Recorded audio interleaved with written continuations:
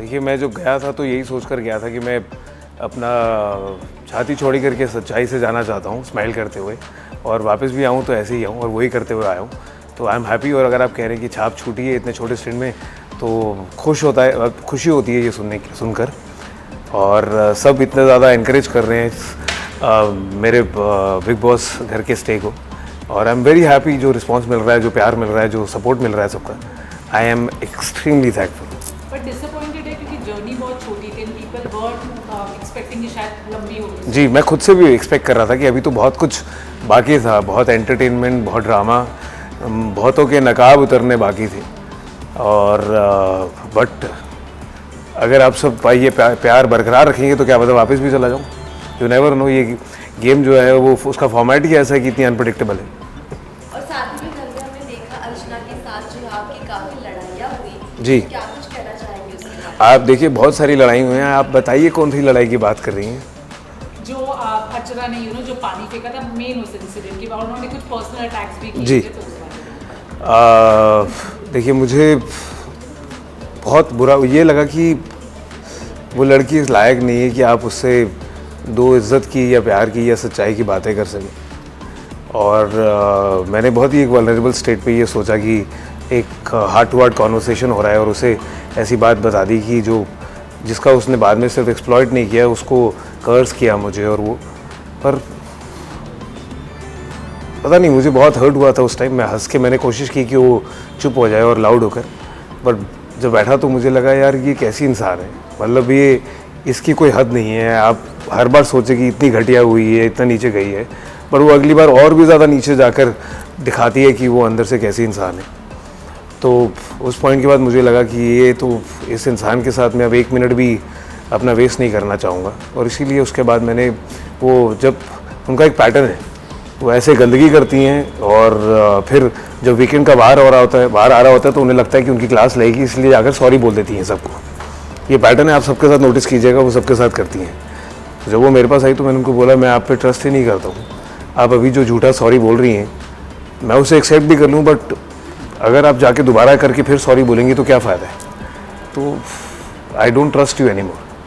जैसे भी आपने कहा कि अगर आप और घर में रहते तो बहुत लोगों के नकाब उतरते, जी। कौन वो लोग हैं, किस तरह से नकाब उतरते हैं? किस तरह से? देखिए ऐसा नहीं है कि मैं प्री मेडिटेट करके जाता, और मैं बहुत ही, जब गया भी था तो ओपन माइंडेड से गया था। हाँ, एज अ वाइल्ड कार्ड आपको बहुत सारों के बिहेवियरल पैटर्न पता लग जाते हैं, उनकी गेम थोड़ी बहुत समझ आ जाती है, बट फिर भी मैं बहुत ओपन माइंड से गया था कि जिसके साथ जैसा कनेक्ट होगा, जैसी ट्यूनिंग होगी वैसा ही करूँगा।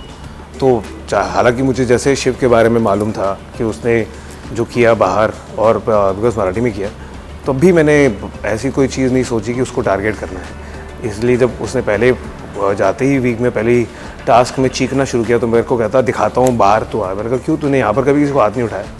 तो उसको समझ आ गया और वो मैं क्या चुप हो गया, क्योंकि मुझे टारगेट नहीं करना था। अगर करना होता तो मैं उसको कभी पता ही नहीं लगने देता कि मुझे पता था, और सीधा ही फिर उसको बम फोड़ के सबके सामने करता ताकि फिर हर कोई उसे नॉमिनेट करता।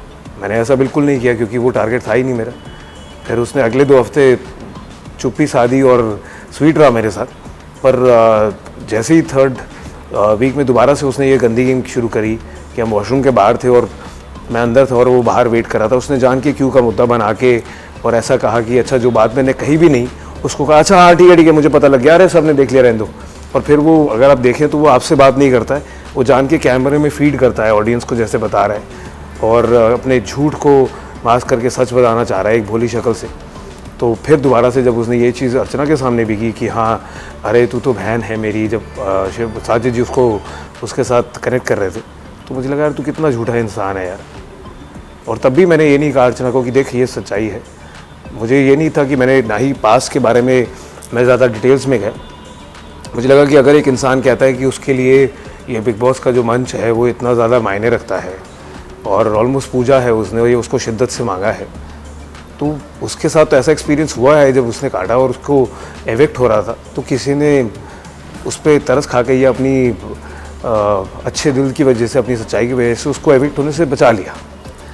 पर इसने तो सिर्फ ऐसा नहीं हुआ कि उसके साथ वो इंस्टेंस हुआ, उसने उसको बाकायदा प्लॉट किया उस इंस्टेंस को अर्चना के अगेंस्ट, जैसा सलमान सर ने भी कहा था।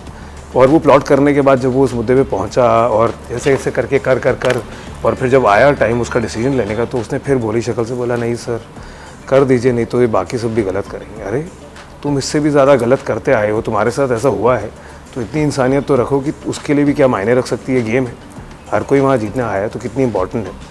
तो आप उसे ऐसा करना चाह रहे हो, हाँ अगर जस्टिफाइड रीज़न हो, तुमने जो किया है उससे बुरा हो तो ज़रूर करो, बट तुमने जो किया वो उसके आगे कुछ है ही नहीं और तुम्हें किसी ने माफ़ कर दिया और तुम ऐसे दिखा रहे हो। और फिर जब सलमान सर और बिग बॉस अर्चना को वापस ले आए तो कैसे वो दुबक के बैठ गया था, और आप ध्यान देखेंगे तो उसका नकाब उतरता है।